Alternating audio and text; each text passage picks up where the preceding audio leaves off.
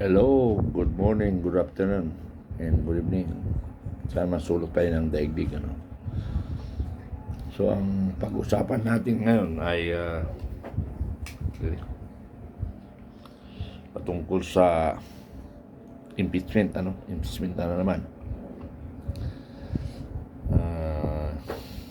Mayroong move si Senador-elect Lacson regarding sa impeachment, ano? So, bago ako magbigay ng opinion,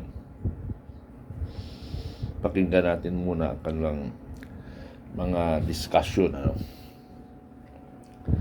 Sa initial na nakita ko, narinig ko, ay paras may puntos, ano? Pero nga, ang magde-decide pa rin dyan, yung mediator o judge. So, pakinggan natin muna. And decide. So kung Ano ang mangyayari kapag ang pinakamataas na silid ng lupain ay nanganganib?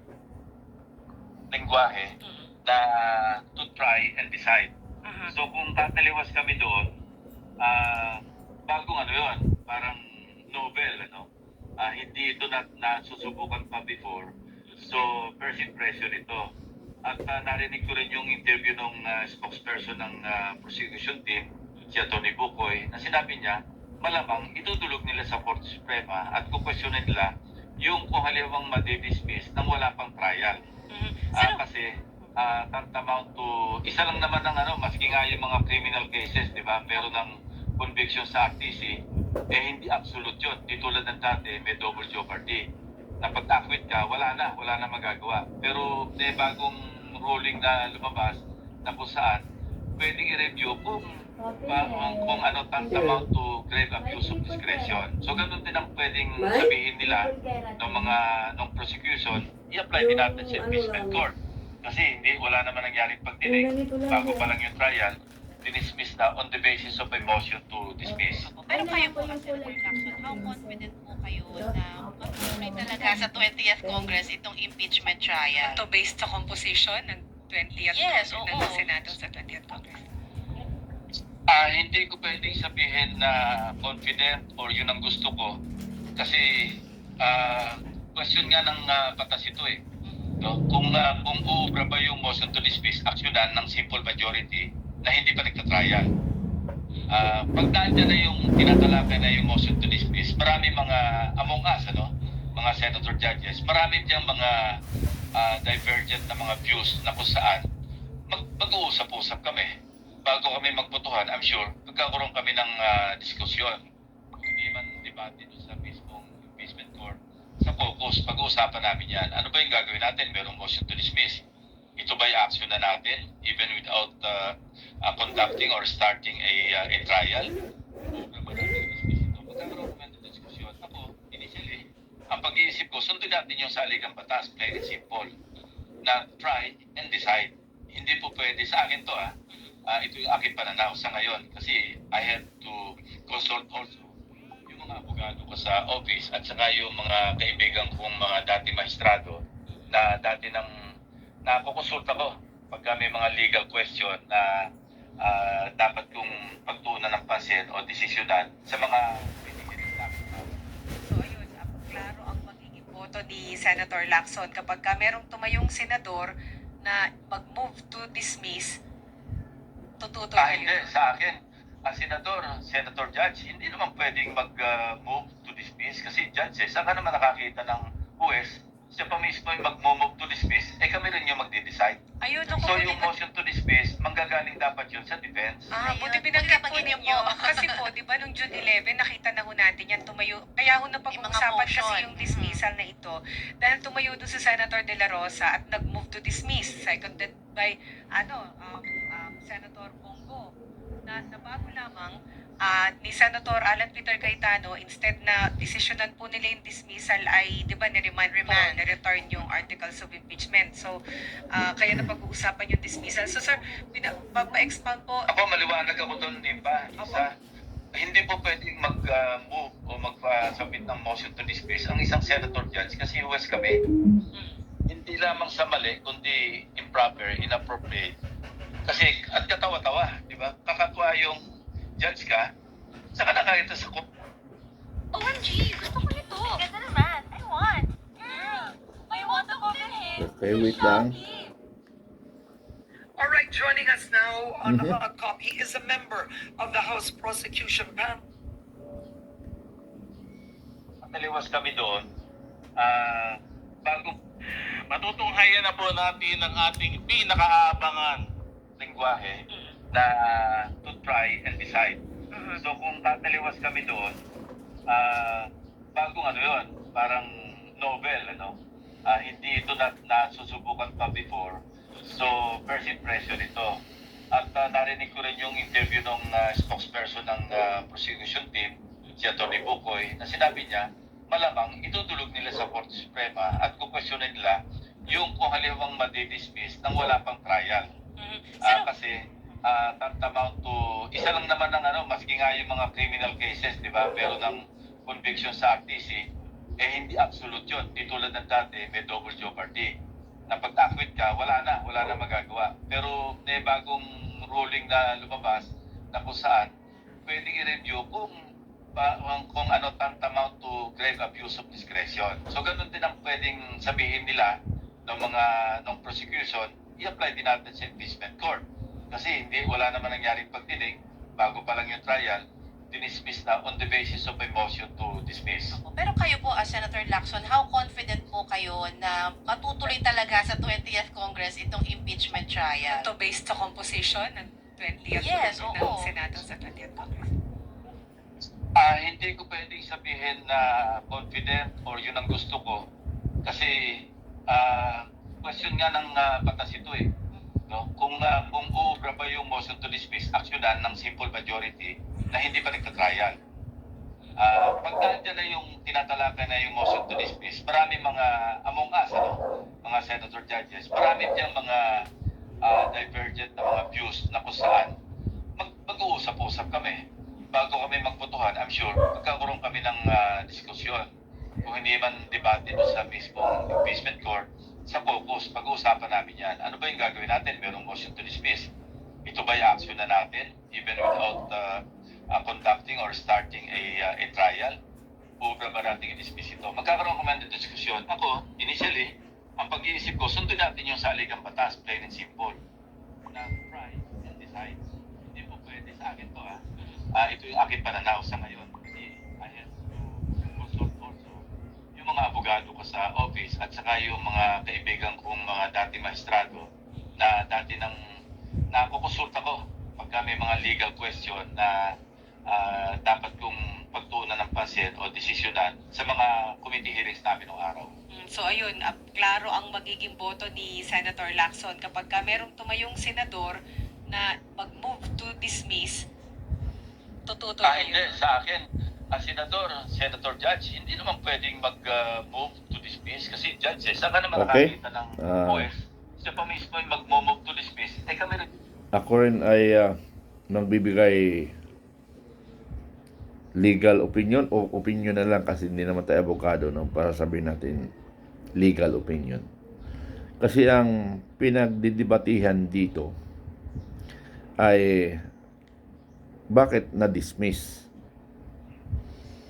na wala pa naman na defense at saka prosecutor. Mga judges lang ang nandoon sa korte. Ano? Sa aking pagkaintindi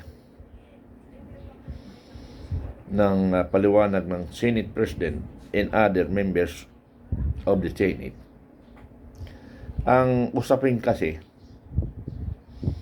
hindi nasunod ang tamang proseso for the impeachment.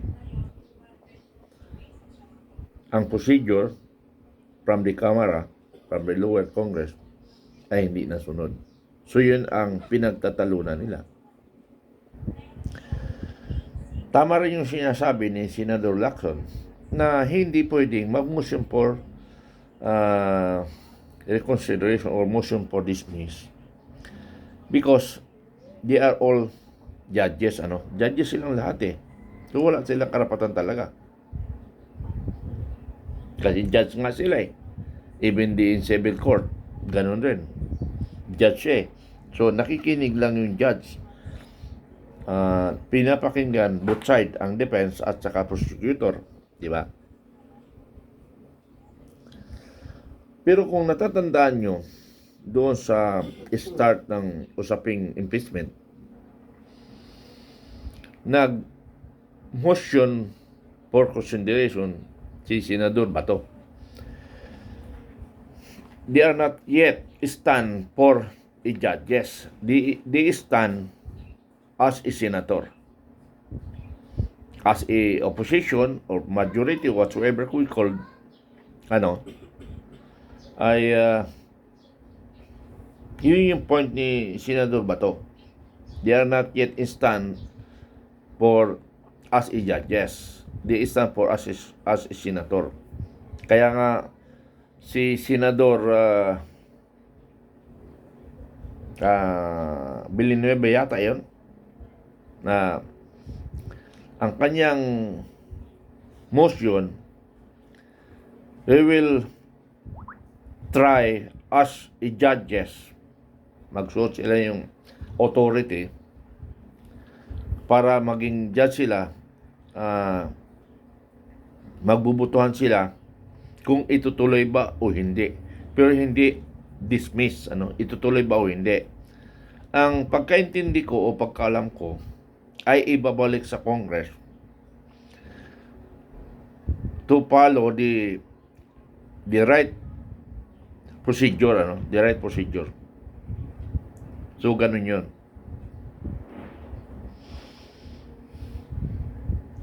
So yun ang pinagtatalunan lang naman nila. Ang Senate nag-decide for the purpose only,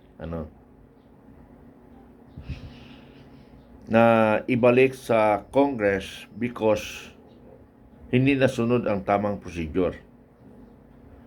Pero sa aking pagkakalam ay hindi na-dismiss. So ngayon, mag-move yata ng consideration si Senador Ping Lacson for dismiss. Hindi natin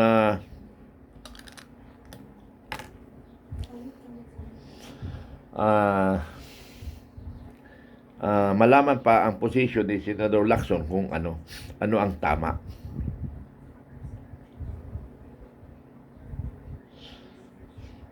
Dahil sabi niya nga, ikukonsulta niya pa sa mga abogado.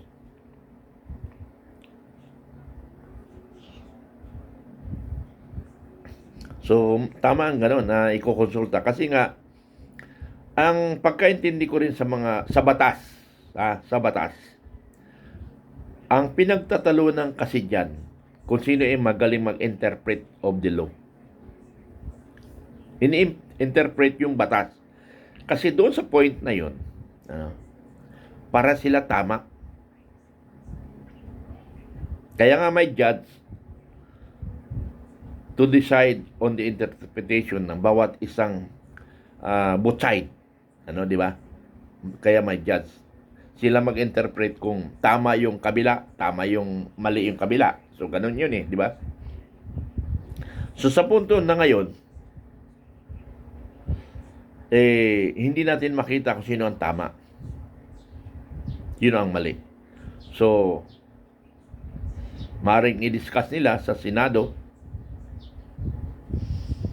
itong bagay na impeachment. Kasi ang ulitin ko, ibabalik lang naman yung kasi hindi nasunod yung procedure. Hindi pinag-uusapan dito yung mga yung laman ng complaint. Wala pa doon Wala pa doon sa laman ng complaint. Kung hindi ang pinagtatalunan ng Senado, nasunod ba ang tamang procedure? Yun yung point doon Now, Senador Lacson naman, pino-point out niya na hindi pwede mag-decide ang judge. Pinag-usapan lang nila doon Hindi nasunod yung procedure So anyway, that is interpretation ng both sides. So pakinggan na natin. Very interesting. Very interesting. Kasi in history, si Corona pa lang naman ang duman sa tamang maling proseso, tamang muling proseso. Kasi nga, binayaran ng mga judges eh. So, political decision pa rin. Kasi kung walang pera na umikot sa mga judges, maaaring hindi na-impeach si Corona. Decision ng politics. Kaya talo. Yun yung iniingatan ng pro-Sara. Kahit alam nila na tama si Sara, tama ang defense, magiging mali yun because ay political decision nga eh. It's not the only legal discussion. Ano? Anyway, kaya isa sa dahilan rin niya na pinadala si Duterte sa dahil kasi isa rin sa legal funnel si Kwan eh. Defense legal funnel si Pangulong Digong. Pag ganun lang si Pangulong Digong, parang Kwan rin siya in regards to law. Ano? Pasimple lang siya in regards to law. Because matagal kasi siyang fiscal. Ano, matagal siyang fiscal. So kasi yung judge, marami na rin siyang pinagdaan, decision nila yung kanya. Pero yung paano to defense, both side, alam niya. So, doon niya na master. So, yun lang. Maraming salamat. Magandang umaga sa lahat.